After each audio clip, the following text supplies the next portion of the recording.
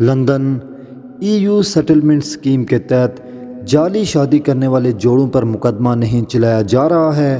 Report کے مطابق برطانیہ میں رہائش پذیر جعلی شادیاں کرنے والے سینکڑوں افراد کے خلاف مقدمہ نہیں چلایا گیا اور وہ ملک میں ہی رہتے ہیں۔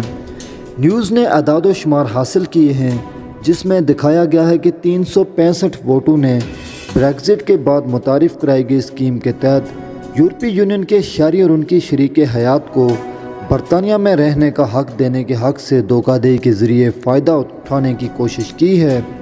پچھلے 2 سالوں میں کسی کو بھی دھوکہ دہی پر ملک بدر نہیں کیا گیا، جبکہ آخری قانونی کارروائی 4 سال پہلے کی گئی تھی۔ ہوم آفس نے کہا ہے کہ وبائی مرض کے دوران کم تحقیقات ہوئی۔ 2018 میں EU سیٹلمنٹ اسکیم کے تحت یہ فیصلہ کیا گیا کہ کس طرح یورپی یونین کے شہری، ان کی شریک حیات اور کنبہ کے ممبران EU چھوڑنے کے بعد برطانیہ میں قیام جاری رکھ سکتے ہیں۔ انہیں دسمبر 2020 تک رہائشی ہونے اور قیام کی اجازت کے لیے درخواست دینا تھی۔ کسی بھی ملک کے میاں بیوی درخواست دینے کے اہل تھے۔ BBC نیوز کو پتہ چلا ہے کہ جوڑوں نے دھوکہ دہی سے شادی کر کے اسکیم کا غلط فائدہ اٹھانے کی کوشش کی ہے، جس میں یورپی یونین کے شہری نے اپنے غیر یورپی یونین کے بوگس پارٹنر سے اپنے رہائشی حقوق کی توثیق کی ہے۔ کچھ لوگ پیسے کے لیے ایسا کرتے ہیں۔ ان کیسز میں منظم جرائم کے گروہ اکثر ملوث ہوتے ہیں۔ تمام مجوزہ شادیاں جہاں شراکت داروں میں سے کسی ایک کی امیگریشن کی حیثیت نہیں ہے، تفتیش کے لیے ہوم آفس کو بھیجا جاتا ہے۔ معلومات تک رسائی کی درخواستوں پر جو حقائق سامنے آئے وہ پریشان کن ہیں۔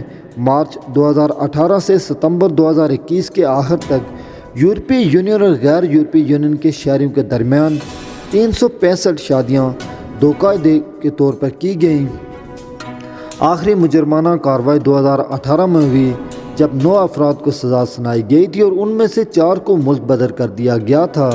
2020 کے بعد سے کسی کی بھی چھٹی منسوخ نہیں کی گئی۔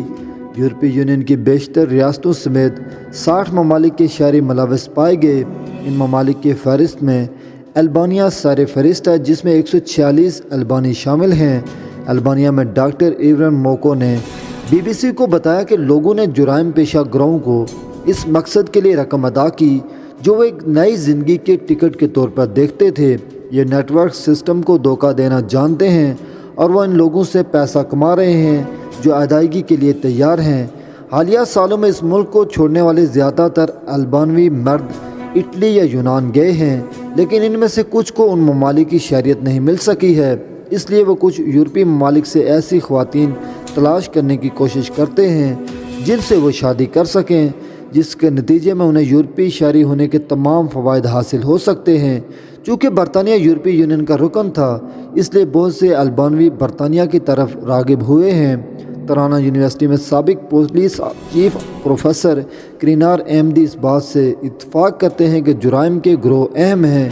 انہوں نے کہا کہ کسی بھی امیر ملک میں رہنے کا خواہش مند یہ جانتا ہے کہ اگر وہ اس معاشرے میں ضم ہو جانے جا رہے ہیں تو انہیں کچھ کلیدی دستاویزات کی ضرورت ہے، لیکن انہیں اس مقصد کو حاصل کرنے میں مدد کے لیے اکثر ایک تنظیم کی ضرورت ہوتی ہے۔